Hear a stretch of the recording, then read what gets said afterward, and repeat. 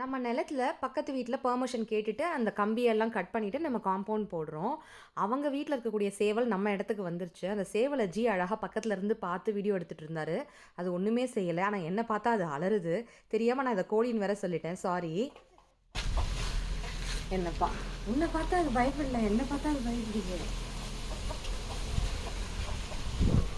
என்ன பார்த்தா கோழி பிடிக்கிற மாதிரியா இருக்கு. கோழி பிடிக்கிற மாதிரி தான் இருக்கும் நான் பார்த்தா. நீ இப்ப கிட்டக்க போனா ஒண்ணுமே செய்யல. என்ன பார்த்தாலும் அது ஓடுது சாப்பிடுறதுக்கு. அது நம்ம இடத்துலயே இருக்குது இப்ப கொஞ்ச நாளா. ஆமா. அது குளிருக்கு அடக்கமா இங்க ஷெட்டு போட்டு வச்சிருக்கோம்ல, அது உள்ள வந்து உட்காந்துட்டுதான். பக்கத்து இடத்து கோழி அது. காம்பவுண்டுக்காக இந்த வேலியை நம்ம கட் பண்ணிட்டு காம்பவுண்ட் போடுறதுக்காக ஃபுல்லா ரெடி பண்ணோம். அது ஓப்பன் ஆகிருக்கிறதால அது வழியா வந்துருச்சு. வந்தாலும் போக மாட்டேது, இங்கேயே தான் இருக்குதான். இது ஒண்ணு மட்டும் இங்கேயே சுத்திட்டு இருக்கு. இந்த இடத்துல எங்க ஷெட் வச்சிருக்காங்க உள்ள. ஆமா, நைட்டு இங்கதான் இருந்துச்சா. இங்கதான் படுத்துருக்கு நைட்டு. அந்த கோழியா வந்து இங்க வந்து உள்ள படுத்து தூங்குதான் அவங்க கூட சேர்ந்துட்டு.